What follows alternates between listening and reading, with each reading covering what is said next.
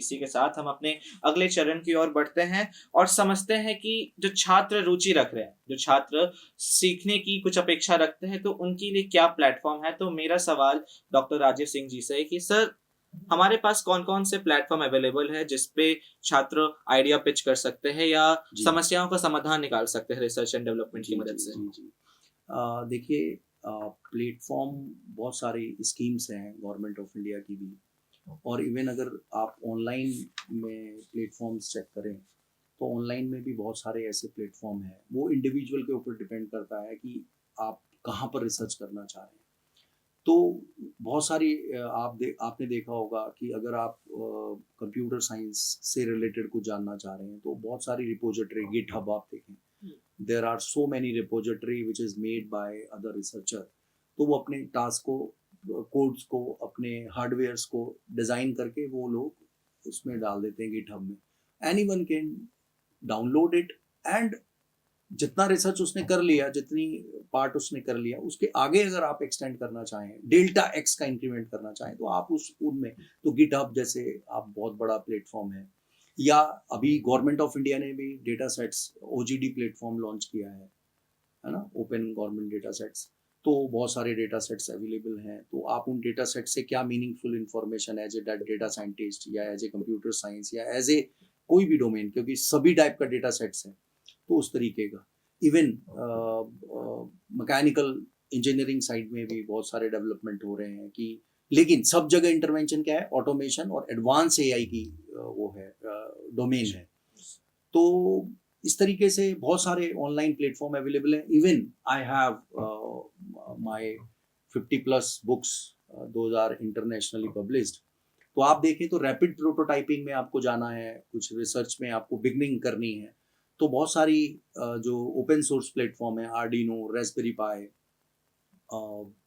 इसके अलावा और भी AVR series of micro controller पे किसी ने कुछ करना हो, एसटीएम में करना हो, एनएक्सपी के करना हो, या एनवीडिया नैनो जेटसन कुछ सीखना हो, तो इस पे बहुत सारी ओपन सोर्स बुक्स अवेलेबल हैं, which is with Taylor and Francis, Elsevier, Springer, Nova Science, ऐसे बहुत सारे, Hindawi, Bentham Science, Nova Science, River publications, तो ऐसे अच्छी बुक्स हैं। Yes, those are international publisher. तो आप इस तरीके के अगर बुक्स पढ़ने का इंटरेस्ट है तो वैसे कर सकते हैं, अदरवाइज उनकी कोडिंग और ऑनलाइन में भी अवेलेबल है, तो आप उस तरीके से उनको पढ़ सकते हैं और अपना करियर स्टार्ट कर सकते थैंक यू सर। हैं। जी, तो जैसा हमने समझा कि इस ओपन वर्ल्ड के ज़माने में सभी समीकरण हमारे लिए खुले हैं। अगर आप सीखने की चेष्टा रखते हैं, तो इंटरनेट, किताब, हर माध्यम से आप रिसर्च एंड डेवलपमेंट सीख सकते हैं। अपने अगले चरण की ओर बढ़ते हैं और समझते हैं कि कैसे एक छात्र अपने अंदर रिसर्च एंड डेवलपमेंट के लिए रुचि बना सकता है और एक छात्र के लिए आप क्या सुझाव देना चाहेंगे? तो मेरा ये सवाल डॉक्टर सचिन श्रीवास्तव जी से है कि सर, आप एक छात्र को क्या सुझाव देते हैं आज के बदलते वक़्त में कि कैसे वो क्या कदम ले, वो क्या गलतियों से बचे, वो कैसे कुछ अच्छा कर सकता है समाज के लिए? देखिए, एक स्टूडेंट के लिए सिर्फ और सिर्फ एक चीज बहुत जरूरी है, वो है क्यूरियोसिटी, जिज्ञासा। जब तुम्हारे अंदर जिज्ञासा रहेगी, तुम क्वेश्चंस को रेज करोगे और फिर उसका सॉल्यूशन ढूंढने की कोशिश करो। अपने आप को रोको मत। उसके सॉल्यूशन के लिए तुम्हें जिसके पास भी जाना पड़े, जहां भी जाना पड़े, जो कुछ भी करना पड़े करो, लेकिन उसका सॉल्यूशन फाइंड आउट करो। बैठ मत जाओ। जब तुम्हें प्रॉब्लम्स दिख रही हैं तो उसका सॉल्यूशन भी तो खोजो।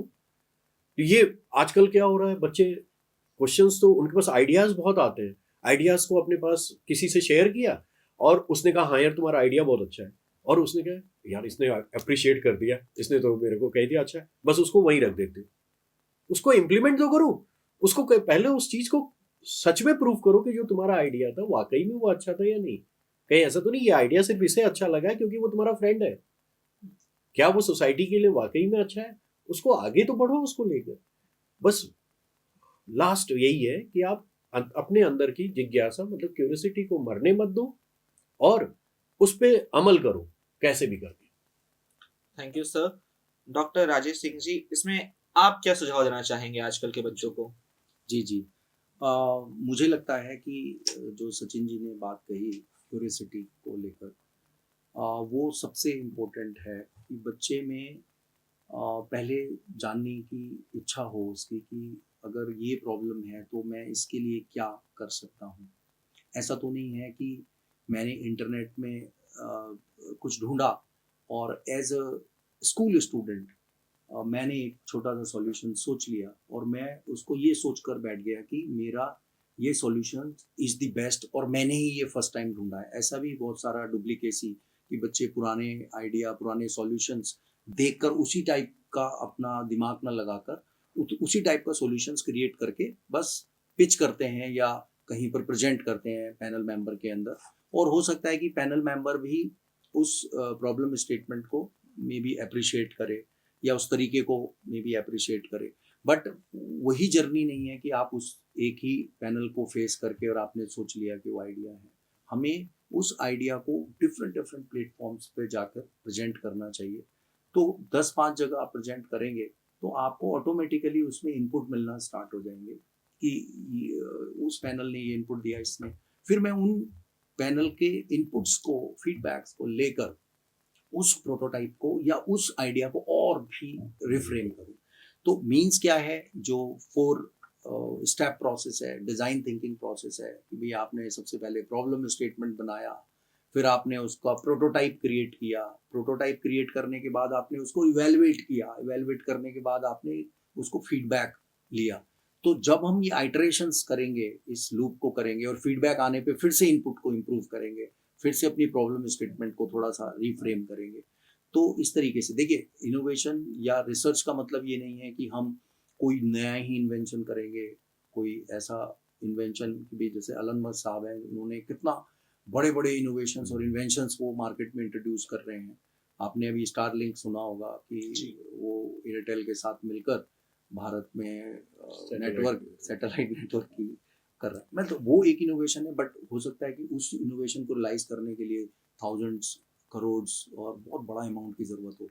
तो हम उस भेंट में ना बैठे रहें कि जो वो 1000 करोड़ मैं कहीं से मुझे मिलेंगे तो मैं करूँगा। इनोवेशन का मतलब डेल्टा एक्स है कि एग्जिस्टिंग प्रॉब्लम को आप उनमें उसको 10 डेल्टा एक्स% कैसे इंप्रूव कर रहे हैं। छोटा सा इंक्रीमेंट 0.1% भी इंक्रीमेंट कर सकते हैं, इंप्रूव कर सकते हैं प्रोसेस को in terms of cost, in terms of their life, self life, है ना। फूड प्रोडक्ट में कितना बड़ा वो चल रहा है कि ये 5 दिन में खराब हो जाता है, क्या मैं इसको 6 दिन कर सकता हूँ। वो भी रेवोल्यूशंस लेके आ सकता है मार्केट में। तो ये इस तरीके के हर डोमेन का अपना अपना तरीका है काम करने का, तो हमें उसको समझना चाहिए और उस तरीके से स्टूडेंट को इतना क्यूरियोसिटी के साथ बाहर आना चाहिए कि वो जिज्ञासा रखे तो वो कहीं ना कहीं लैंड अप कर जाएगा। Thank you sir.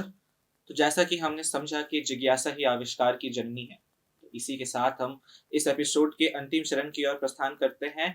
और मेरा एक मुख्य सवाल जो दोनों वक्ता से है कि सर, आज के समय हम एक राष्ट्र के रूप में रिसर्च एंड डेवलपमेंट के फील्ड में कहाँ खड़े हैं, हमारे में क्या कमियां हैं, हम इस कमियों पे कैसे काम कर सकते हैं।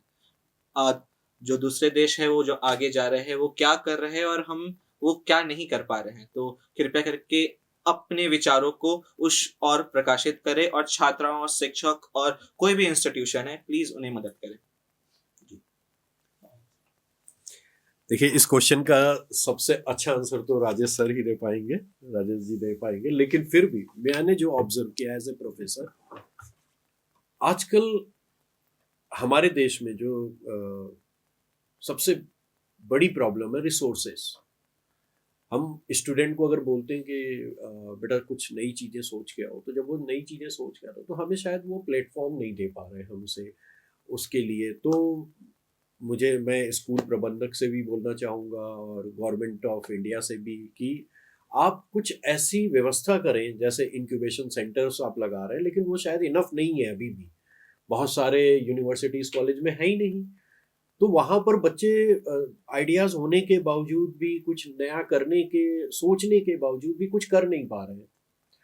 दूसरे देशों में अगर आप कंपेयर करें, अगर हम पॉपुलेशन के हिसाब से देख रहे हो, चाइना है सामने, शायद उनकी व्यवस्था बहुत अच्छी होगी अगर हम कंपेयर कर रहे हैं, क्योंकि उनके पास तो आप देखिए हर दिन कुछ नए नए आइडियाज़, कुछ नई चीज़ मार्केट में आ रही है।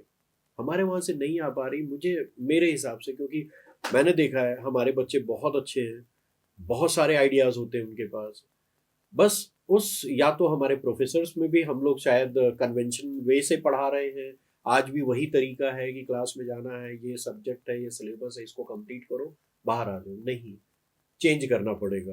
कन्वेंशनल वे से हट के आज का जो मॉडर्न तरीका है, जहाँ पर आप बच्चों के साथ लगिए और उन्हें कॉन्टिन्यूसली उनको मोटिवेट करिए कि जो तुम पढ़ रहे हो, इवन दो जो तुम पढ़ रहे हो वो पुराना होगा। कुछ चीज़ें तो ऐसी हैं जो आज भी हम लोग वर्कशॉप में जाएं तो 1960 में जो काम कर रहे थे वो ही आज भी कर रहे हैं। उसको कैसे कुछ सिंप्लीफाई करो, कुछ उसको इनोवेट करो, कुछ नए तरीका लाओ।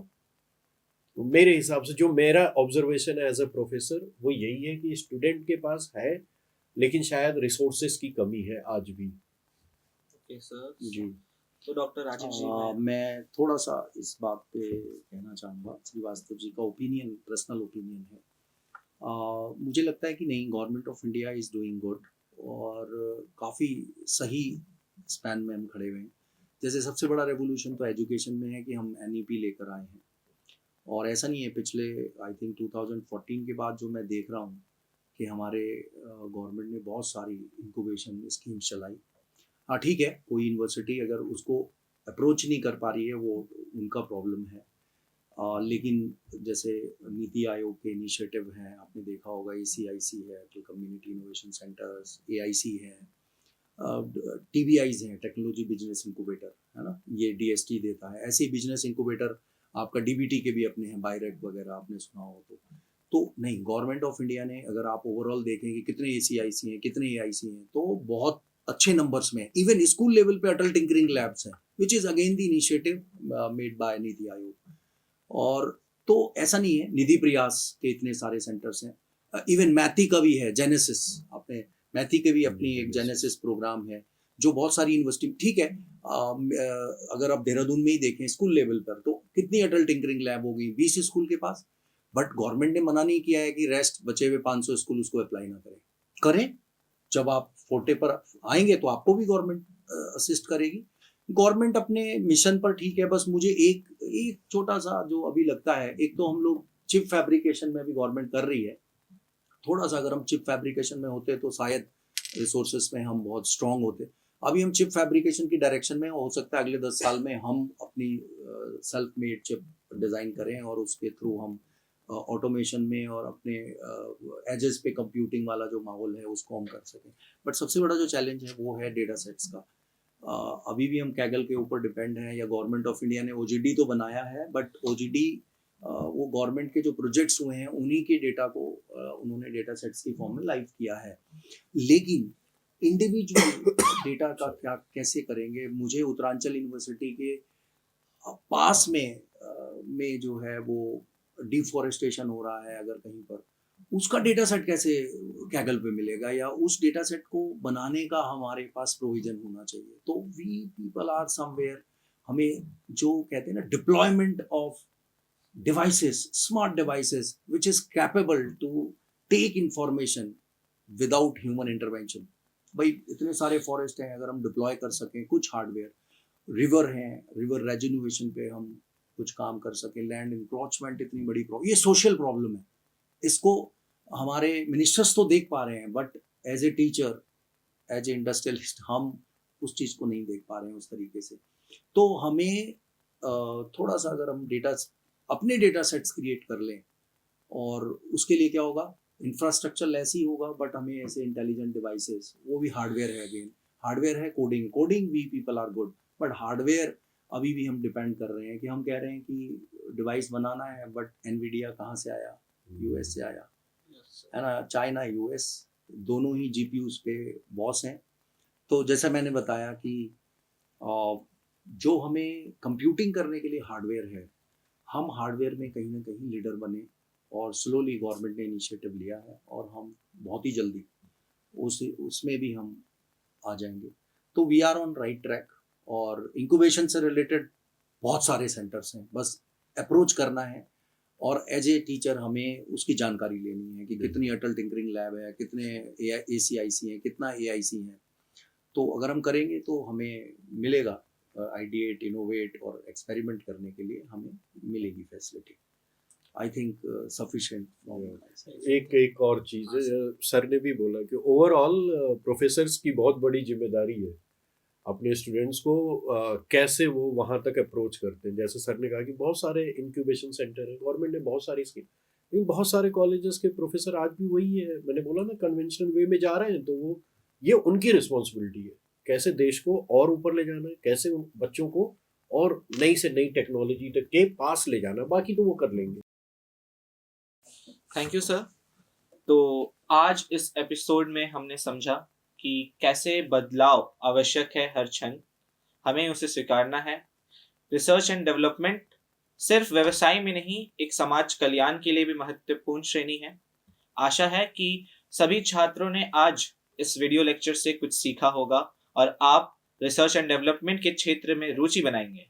Thank you to doctor Rajesh Singh sir, doctor Sachin Shrivastava sir, जिन्होंने अपना बहुत मूल्यवान समय हमें दिया और इस वीडियो के माध्यम से हम हर उस छात्र, शिक्षक और उस इंस्टीट्यूशन तक पहुंचने की कोशिश करेंगे जो रिसर्च एंड डेवलपमेंट, समाज कल्याण और देश को आगे बढ़ाएंगे। धन्यवाद।